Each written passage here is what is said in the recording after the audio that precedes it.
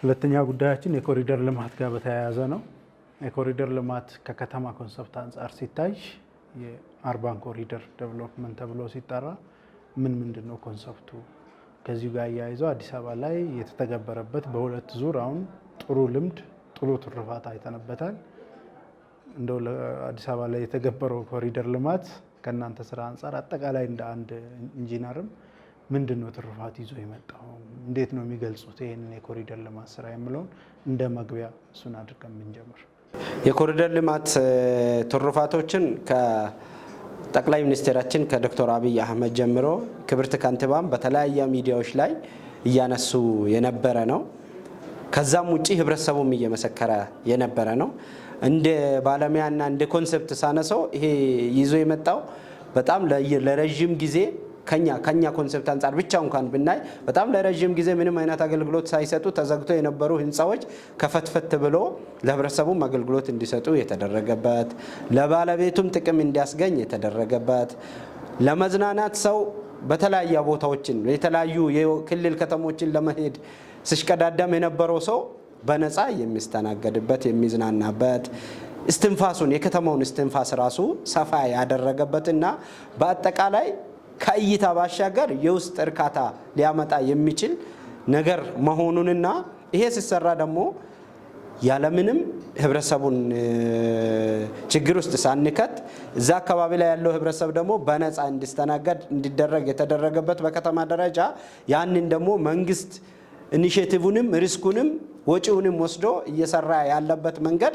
ምናልባትም ከአፍሪካ ከተሞች ቀዳሚ የሚያደርግ ዓለም ላይም ተወዳዳሪ ሊያደርገን የሚችል ፍጥነቱም ጭምር አሁን ሰሞኑን እንዳየው ካሳንቺስ አካባቢ የተሰራው ሲመረቅ ካሳንቺስ ፈረሳ የሚለውን ወሬ ነበረ ስንሰማ የነበረው። በዚህ ፍጥነት እንደዚህ አይነት ተአምር ሲሰራ ይሄ ከባለሙያ አንጻር ፕሮጀክቶችን ከዚህ በፊት ስንፈጽምበት የነበረው መንገድ ምን ሆነን ነው ብለን እንድናስብ የሚያደርግ ነው። በዚህ ፍጥነት ማለቅ የሚችሉ ፕሮጀክቶችን ገለነው ነበር የሚለውን ነገር ኮንሴፕትም የሰጣ ነው። እንዳጠቃላይ ግን ህብረተሰቡም ባለሀብቱም እንዲጠቀምበት የተደረገና የተሰናሰለ ስራ ስለሆነ እኛ እንደ ተቋማችን በጣም ደስተኛ ነን። እዚህ ስራ ላይ መሳተፋችንም በጣም የሚያኮራን ተግባር ነው የሚል ነው መግቢያ ማድረግ። በጣም አመሰግናለሁ። የቀጣይ ጥያቄያችን የሚሆነው የሁለተኛ የኮሪደር ልማት በአዲስ አበባ ከተማ ሲታወጅ ከዛ አካል የሆነው ሰባተኛ ኮሪደር የሚባለው አብዛኛው የሚሰራው የንፋስ ስልክ ላፍቶ ክፍለ ከተማ ወሰን ውስጥ ነውና ምንድነው የተሰራ ያለው? ምን ያክል ቦታ ላይ ነው የተሰራ ያለው?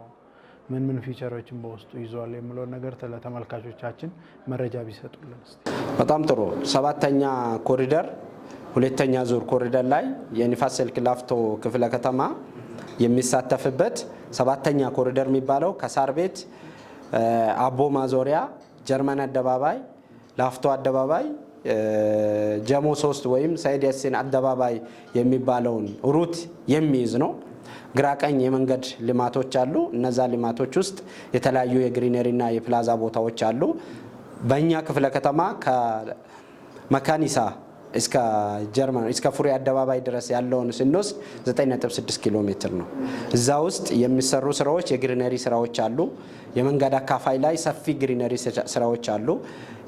ከዛ ውጪ ወክዌዎች አሉ። በዘመናዊ መልክ የሚሰራ አስፋልት ተነስቶ እንደ አዲስ የሚሰራ ከዚህ በፊት የሃይዌይ መንገድ የነበረው አሁን አርባን ዲዛይን ውስጥ ገብቶ የሚሰራ ትልቅ ስራ ነው። እዛ ውስጥ ግራቀኝ ከጀርመን አደባባይ ከመካኒሳ እስከ ፉሪ አደባባይ ድረስ ግራቀኝ የህዝብ መዝናኛዎች በጣም በሰፊ ቦታ ላይ ተይዞ በጣም በብዙ በጀት የሚሰሩ ያሉበትና እዛውም ውስጥ የተለያዩ ኢኒሼቲቭ ያላቸው ህብረተሰቦችን እያሳተፍን እያሰራናቸው ያለን ሚኒ ግሪነሮችን ያካተተ ትልቅ ፕሮጀክት ነው እየተተገበረ ያለው ማለት ነው። ይሄ ፕሮጀክት አሁን ምን ደረጃ ላይ ነው ያለው? አፈጻጸሙ በምን ደረጃ ነው የሚገለጸው? ያው ይሄን ፕሮጀክት በሁለት መልኩ ነው የምናየው። በክፍለ ከተማ ደረጃ የሚሰሩ ስራዎች አሉ። እንደ አጠቃላይ ኮሪደሩ ላይ የሚሰሩ የኮንትራክተር ስራዎች አሉ። በክፍለ ከተማ ደረጃ ላይ ያሉ ስራዎች ኦልሞስት ተጠናቀዋል። እነዛም አንደኛው ወሰን ማስከበር ይችላል። ወሰን የማስከበር ስራ ከምትክ መሬት አንስተው በከፊል የሚፈርሱትን ከማስተካከል አንስተው የተሰሩ ስራዎች ኦልሞስት አልቋል። በተጨማሪ እነዛን ወሰን አስከብረን የተውናቸው ቦታዎች ላይ የሚሰሩ የሪኢኖቬሽን ስራና የህንፃ እድሳት ስራ ነው።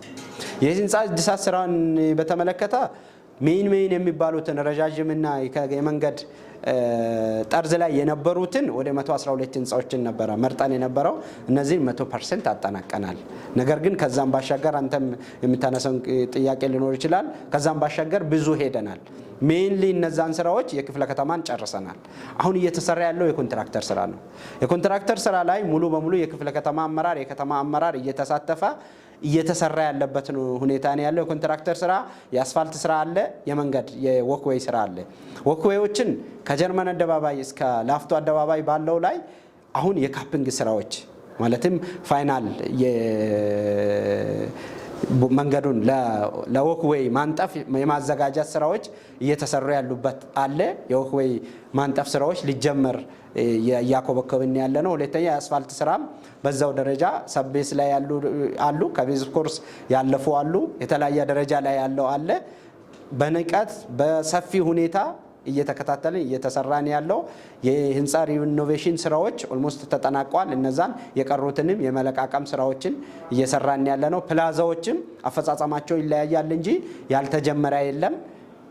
ሊጠናቀቁ የደረሱ እንዳሉ እያየን ነው ማለት ነው።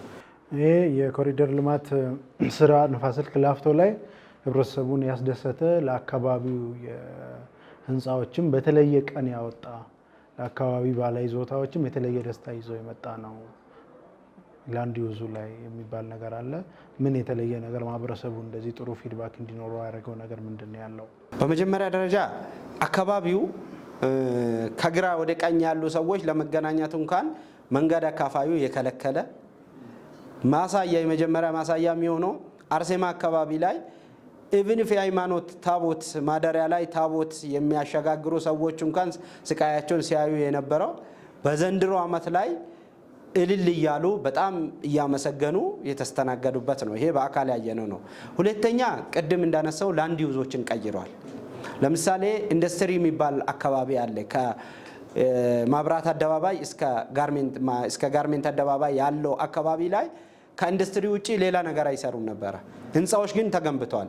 ስለዚህ ቆሞ የነበሩ ህንፃዎች የነበሩትን እነዛን ወደ ተግባር ያስገባንበት ላንድ ዩዙን የከተማ አስተዳደሩ ካቢኔ ወስኖ ሲቀየር ወደ ተግባር የገባበትና ምንም አይነት ጫና ሳይፈጥር ህንፃዎችን ሲያድስ የነበረ ነው። ለምሳሌ 16 የቆሙ ህንፃዎችን በዚህ ኮሪደር ላይ ብቻ ወደ ተግባር አስገብተናል። ግንባታው ተሰርቷል። ምንም አገልግሎት እየሰጠ አልነበረም። ወደ ንግድ እንቅስቃሴ ገብቷል። በንግድም መንግስት እየተጠቀመ ነው። ግለሰቡም አከራይቶ የሚሆን ነግዶ እየተጠቀመበት ያለው። እንደ ምሳሌ ባነሳ አንድ ህንፃ በጣም የቆሸሸና በጣም ኳሊቲው የወረደ ህንፃ ነበረ። ግለሰቡን ስናነጋግረው የአካባቢ እንደዚህ ሊቀየር ነው ምን ታስባለህ ስንል ሙሉ በሙሉ 20 ሚሊዮን ብር የሚያክል ወጪ አውጥቶ ሙሉ በሙሉ በአሉሚኒየም ነው ያሸበረቀው። ፋሳድ ላይ ታድርጎ ከዚህ በላይ ደስታ የለም። እስካሁን ድረስ ደስተኛ ሆኖ ነው እየሰራ ያለው።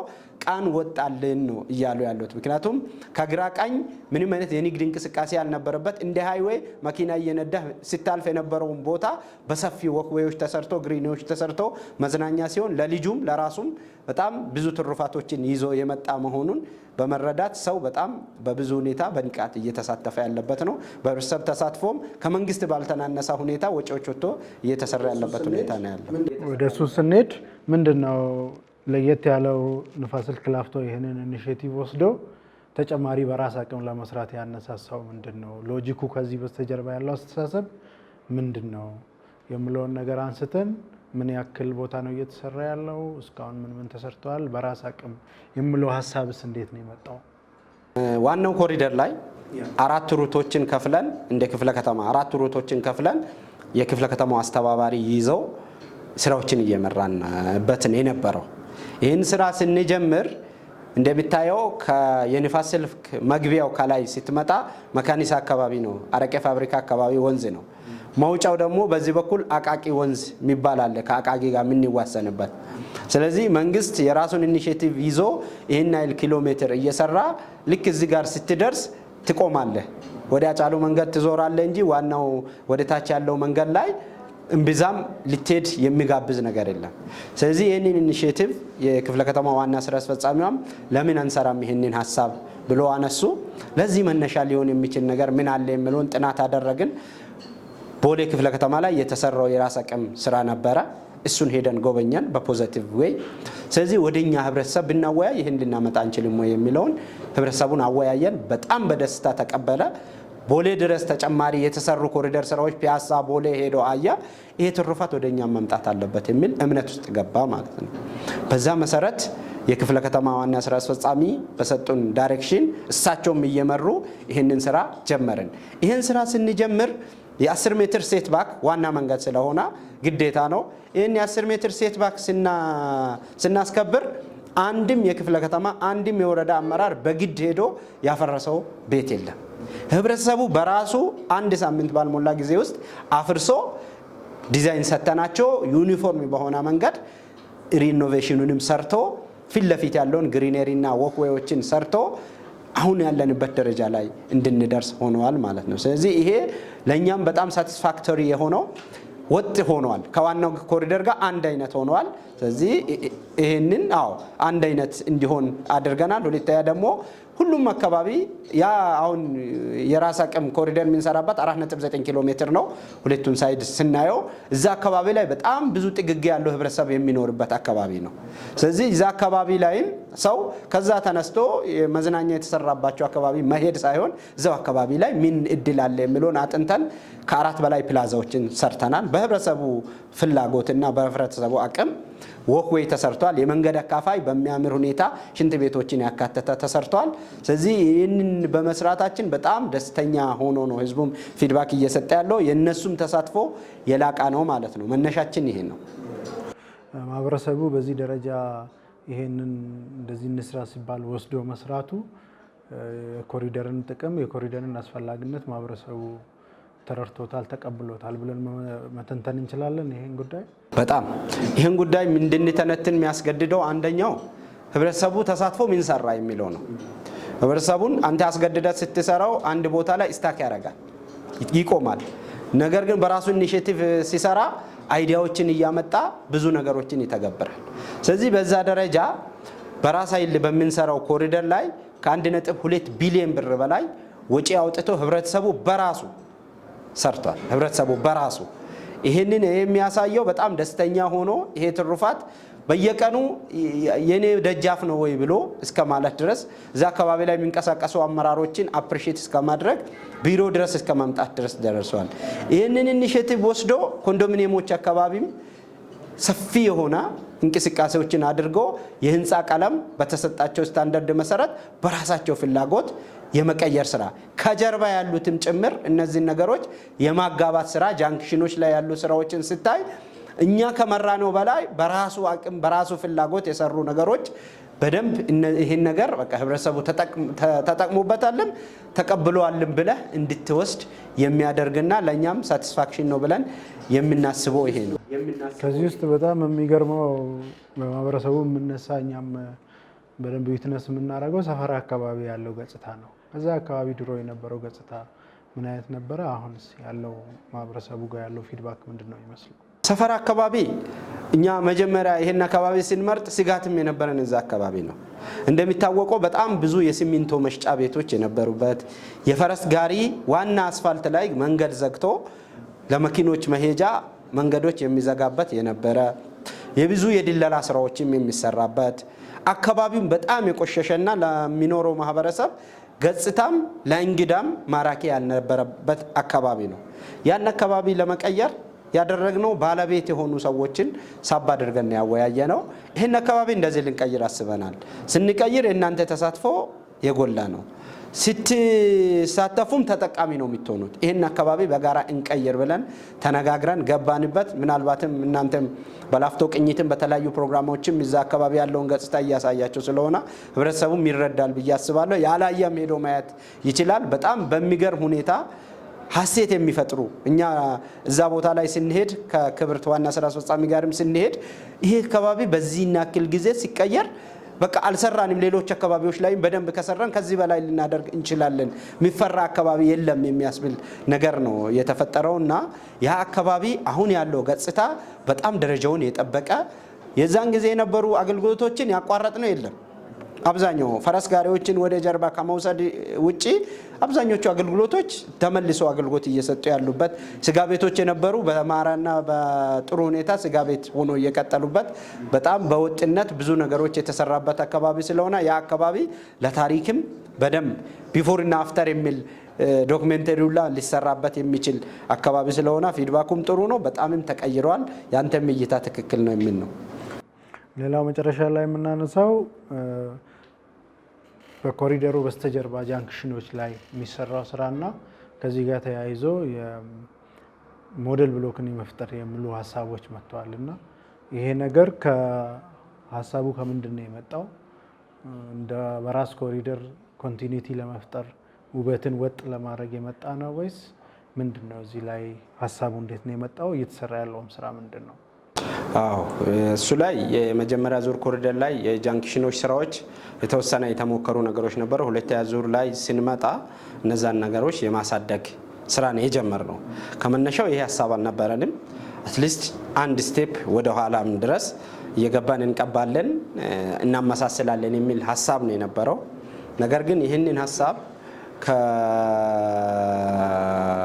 ከሁኔታዎች አንጻር እያየን አሁን ከተማችን ስማርት እያደረግን ነው። ይህን ስማርት ሲቲ የሚለውን አይዲያ አሁን ከሰራም በኋላ ነገ ደግሞ እንደ አዲስ ተነስተን ልንጀምር ነው ወይ የሚለውን እኛን ክፍለ ከተማ የሚደግፍ የከተማ አመራር ኢንጂነር ገዛኸኝ አለ። ከክብርት ዋና ስራ አስፈጻሚ ጋር ተወያየን።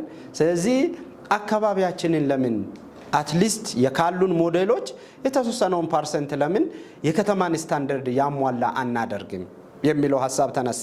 ይሄ ሀሳብ ሲነሳ አሳይመንቱን የኛ ጽህፈት ቤት ነው የወሰደው። ምን ያሟላ ምን እንስራበት የሚለውን ነገር ኢኒሼቲቭ ወሰድን። 11 ፖይንቶችን አነሳን።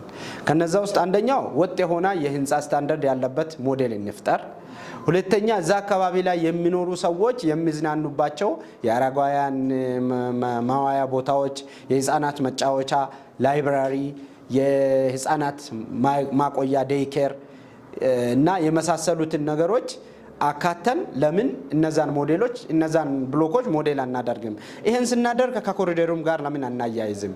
ስለዚህ ጃንክሽኑንና ሞዴል ብሎኩን ስናገናኝ ላፍቶ የሚባለው ክፍለ ከተማ እንዳጠቃላይ ሞዴል ሆና ማለት አይደለም ወይ ብለን ኢኒሼቲቭ ወሰድን። ካሉን ብሎኮች ወደ 460 ምናምን ብሎኮች አሉን። ከነዛ ብሎኮች 98 ብሎኮችን መረጥን 13ቱም ወረዳዎች ላይ።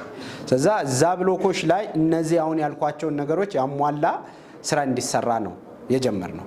ከዛ ውጪ ህንፃዎችን የማመሳሰልና ወጥ የሆነ ቀለም እንዲቀባ ነው የተደረገው። በዛ መሰረት ቅድም መነሻ ላይ እንዳነሳሁት ኮሪደሩ ላይ 112 ህንፃዎችን ነበረ መርጠን የነበረው። ነገር ግን አሁን ሞዴል ብሎክን በመስራት የራስ አቅም ኮሪደር በመስራት አሁን ላይ ከ1300 በላይ ህንፃዎችን ስታንዳርድ ማስጠበቅ ችለናል። የቀለም ስታንዳርድ አለ፣ ፋሳድ ላይት አለ። ስለዚህ እዛ ውስጥ የሚሰሩ 10 አክቲቪቲዎች አሉ። እነዛን ያሟላ ስራ እንዲሰራ አድርገናል። ከዛ ውጪ አሁን ያነሳዋቸውን አምኒቲዎች ያካተተ በደንብ ለእይታ በጣም ደስ የሚል አካባቢ ለመፍጠር በምንንቀሳቀስበት ላይ በተለይ የህብረተሰቡ ተሳትፎ ቀላል አይደለም ማለት ነው።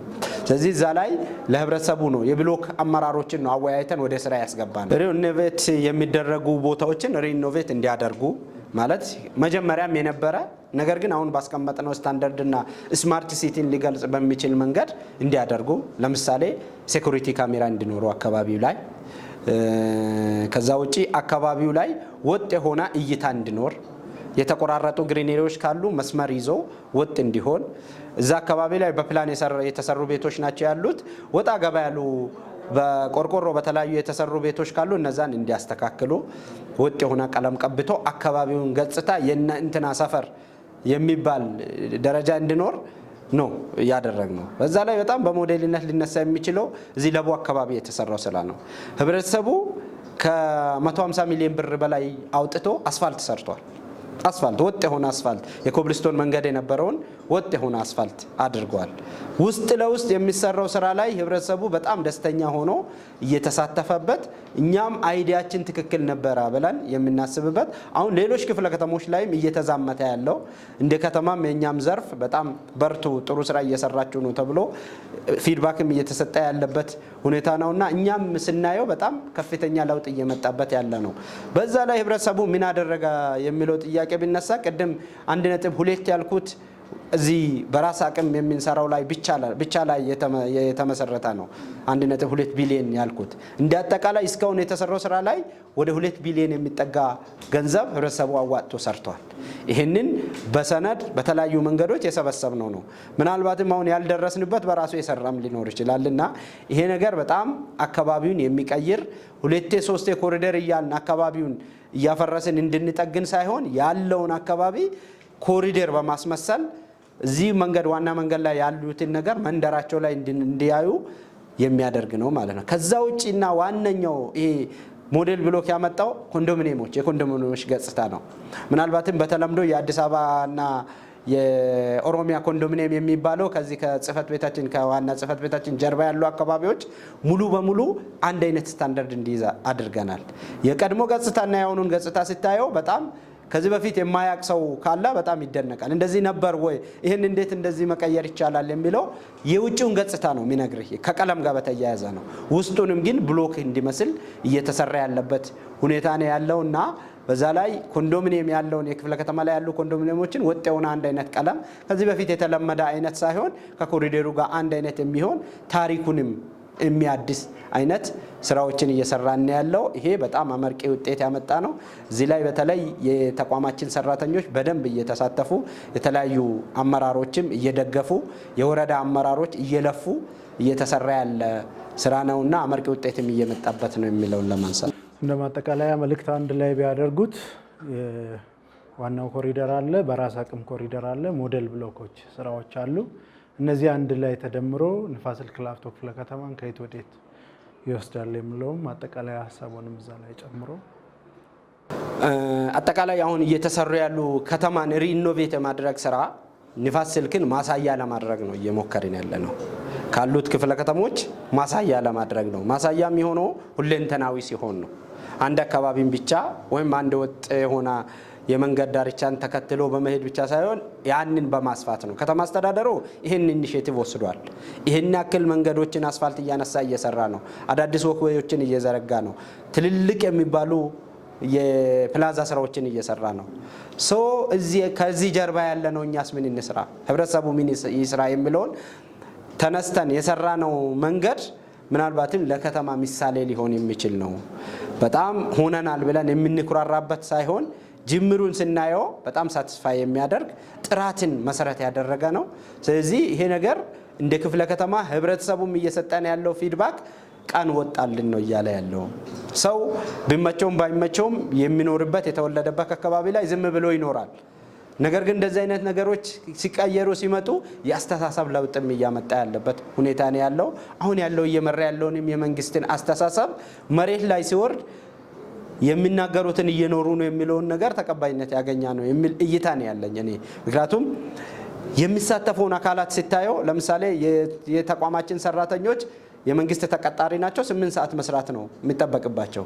ከዛ ባሻገር ነው እየሰራ ያለው። ስለዚህ አጠቃላይ የሚሰራው ስራ ላይ የሚሳተፈውን ማህበረሰብ ሰራተኛን ሲታየው የአስተሳሰብ ለውጥም ጭምር አምጥተናል ብለን ልንናገር የምንችል መነሻዎች አሉ።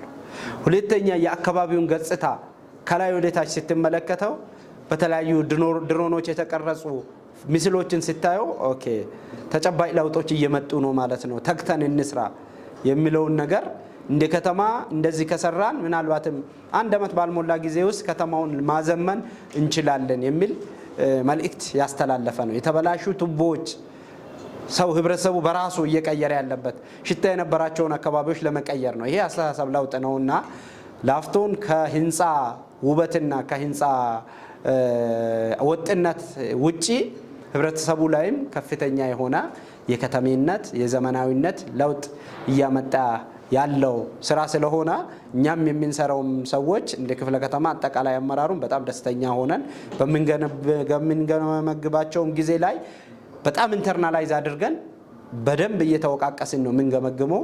ከዚህ በላይ ለህብረተሰባችን መስራት አለብን ብለን ስለምናምንና ይሄ ስራ ላፍቶን ከየት ወዴት የሚለውን ሀሳብ ከመነሻ ቢፎር እና አፍተር የሚለውን እናንተ የሚሰሯቸው ፎቶዎች ሳይናገሩ ምንም አይነት ድምጽ ሳያወጡ ሊያሳዩ ሊያስተምሩ የሚችሉ ናቸው ብዬ አስባለሁ። በጣም አመሰግናለሁ። ውድ የላፍቶ እንግዳ ተከታታዮቻችን የዛሬው ከአቶ ይስሐቅ ጋር የነበረን ቆይታ በዚህ ያበቃል። ቀጣይ በሌላ እንግዳ እንገናኛለን። ሰላም። እናመሰግናለን። በጣም እናመሰግናለን።